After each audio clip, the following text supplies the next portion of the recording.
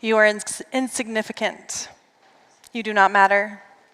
You are too fat, too skinny, too tall, too short. You are failing as a mother. You're failing as a father. You should be doing more with your life. You are unworthy. I am unworthy. I should be doing more with my life. I shouldn't be up here on this stage. I'm failing as a mother. I should be more successful. I am unlovable. I'm going to invite everyone to take a breath. And on the exhale, just release whatever emotions came up while I said those statements. Whew. How many of you wanted to push me off the stage or wonder how the hell did she have the audacity to come out here and say these things? And yet I'm just speaking out loud the thoughts we all have in our minds at one point or time in our lives. I just said them out loud. During our next several minutes that we have together, I'm going to invite you to go on a journey with me, and you will change if you want to. It's your choice. We're going to dive into the soul's blueprint. How many of you have ever heard of the soul's blueprint before? I know I hadn't. And I never thought I'd be standing up here on this stage in front of you with a woman who feels like her purpose here is to bring people back home to their original soul's blueprint. I want to share a story with you about the musk deer. If you haven't heard about this story, it's a fascinating story. The musk deer is one of the most endangered and sought-after species in the world. They're sought after for their musk scent, which is held in a hairy pouch around their bellies called a musk pod. Not only are humans desired, they go and try and find this, they can actually sell a musk pod for $45,000 on the black market. But the musk deer, too, is also so enticed by this scent, it will roam for miles in search of this elusiveness, of this smell. It will often end up rubbing off this musk pod. It'll regrow after a few years, but the musk deer always goes and tries to find the scent, this elusiveness. It's in love with this scent, this ghost. How many of you have gone through your life in search of something that feels like it's lacking within you, trying to pacify that void, trying to satisfy it through different means, different avenues, through the things, the job, the career, the girlfriend, the boyfriend, the husband, the wife, the house, and yet something always feels like it's lacking? Our soul's blueprint is this place within each and every single one of us, like our fingerprint, that is unique. No two fingerprints are the same. It's a place within us that's been gently tapping us on the shoulder, saying, hey, are you listening? I'm right here. It's our true north. It's a place within us that is our purpose. And let's dive a little bit more into this. Oh boy, this is you. Cute, right? Ignore that the layout got messed up. But this is you. Come into this world. Here's your soul's blueprint. Here's your edges. Let's say you come into this life happy, you have a good childhood. Your childhood might look something like this, kind of skating along, going along with curiosity, with play, with wonder, being a kid, enjoying life. Let's say now you hit puberty. Man, those emotions start pulling you and taking you, and you have no idea what the hell is happening, right? Start kind of moving around these places. And then it starts taking you a little bit away from this center point, from your true north. Let's say you fall in love, and that place within you is kind of tapping you on the shoulder, saying, hey, here's some red flags. Are you paying attention? But you don't, because, hey, it's love. And a lot of times we abandon ourselves for the sake of love.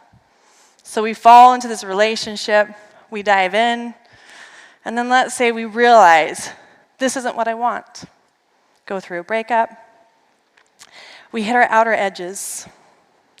We hit those pain points where the pain gets so deep, is that dark night of the soul, where the pain gets so deep that it causes us to push ourselves to look a little deeper. The soul starts to call. Again, gently tapping us on the shoulder. Hey, what else is possible? So you start to make new choices, new habits, new behaviors, and you start to come a little bit back more into your soul's blueprint, that true north. Life happens, then you find, hey, this is my purpose, and now you're more aligned with your soul's blueprint.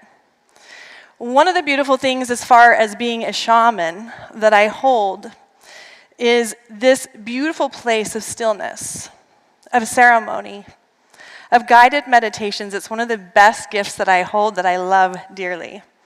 And I'm going to invite all of you to actually go on a journey with me today. Are you ready?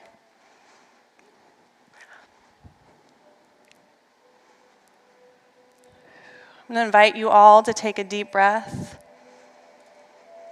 Get comfortable in your seat. I'm going to invite all of you to close your eyes, if you will, and trust me in this space that you are safe. Taking a few deep breaths in through your nose and out through the mouth. And again in through the nose and out through your mouth. And in your mind, asking the thoughts to quiet, to settle. And you can actually ask the question, I wonder what my next thought will be.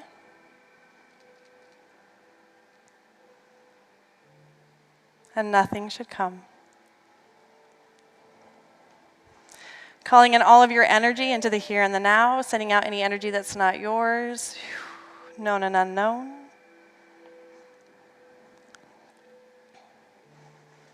And allowing yourself to go in your imagination somewhere that feels safe, somewhere in nature that feels safe to you. Go there now. Maybe it's in the mountains, maybe by a river, a stream, a lake. Maybe it's by the ocean or in the desert. See your feet in the earth. Feel the warmth of the earth meeting you.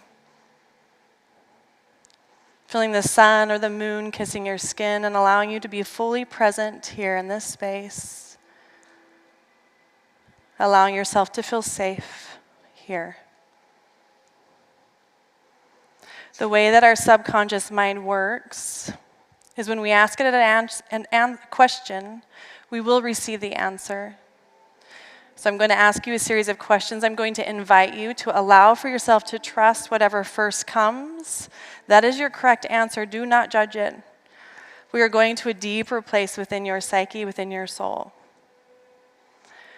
So being in this space in nature, if you were to know where within you is your soul's blueprint, seeing a vortex of energy coming out of your body now, pulling you deep into the body, deep into that place within you where your soul's blueprint resides.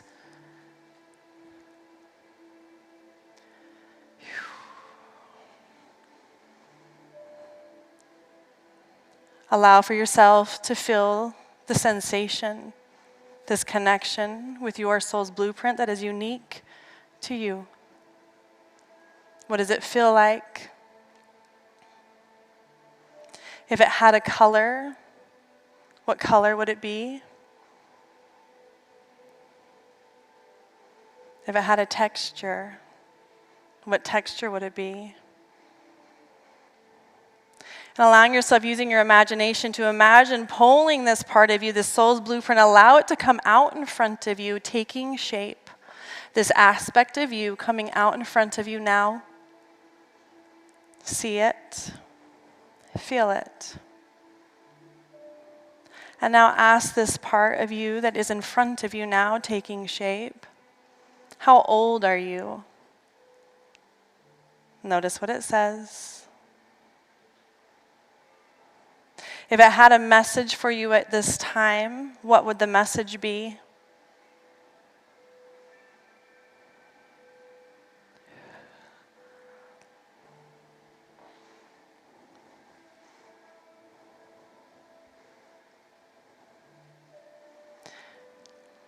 And now, asking this part of you, what is my purpose on this life, on this earth?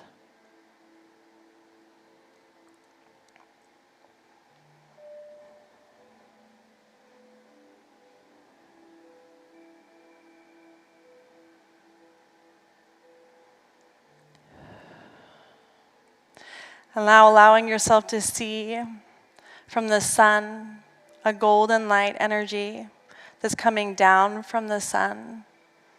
Pure refined Sami, pure refined light coming down from the sun. And imagine it pouring into this aspect in front of you, this soul's blueprint, and allow it to be filled fully with this golden light. Beautiful.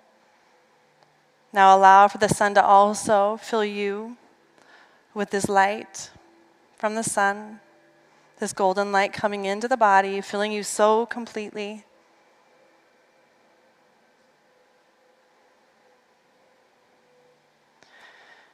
Now when you are ready, asking this aspect of you to come back into the body, allowing it to fully integrate back into the cells, the tissues, the neural pathways.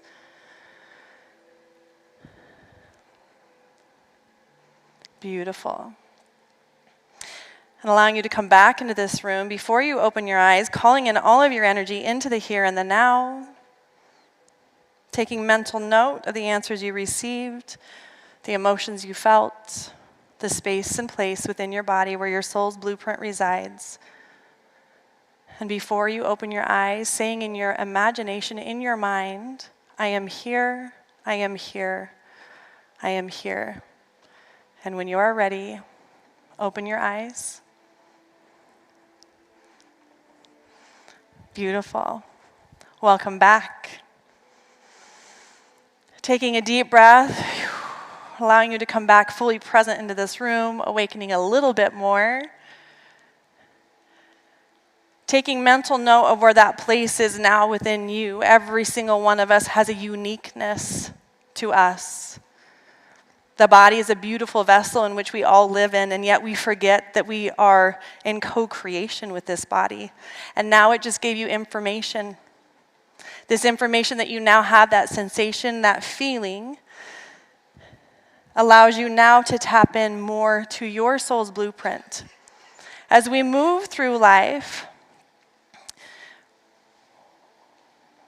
we get to now take this energy, this sensation that you felt, and I'm going to invite you to do 3 things. How do we start to implement this more into our lives? 1, the first thing is notice your thoughts. Just like in the very beginning, every single one of us has had these thoughts that are limiting. They're not true. I would bet that every single one of us resonated with 1, 2, 5, 6 of the things that I said. So if all of us have similar limiting beliefs, how could they be true? They're not. So the next time you notice a thought coming in and you wonder, could this be true? I want you to ask yourself, is this true? 9 times out of 10, your instant answer will be no, and the thought will dissipate. This is how you start to become more of a master of your thoughts, not just being a bystander, but a master to the mind, to the thoughts that create your reality. 2, seeing life as being in service to us. Similar to when we did the diagram, everybody's lives is going to look very different, very complicated. That was just a very simplistic version. Many times, many of us hit very, very dark places, and it always pushes us to somewhere else. The quickest way to move out of the dark places, those challenging pain points, is to ask, what is in this that's wanting me to see? What am I asking to learn in this? What is my higher self, the bigger part of me, the part of me that wants more self-mastery, asking to see in this? What's the wisdom? What's the lesson?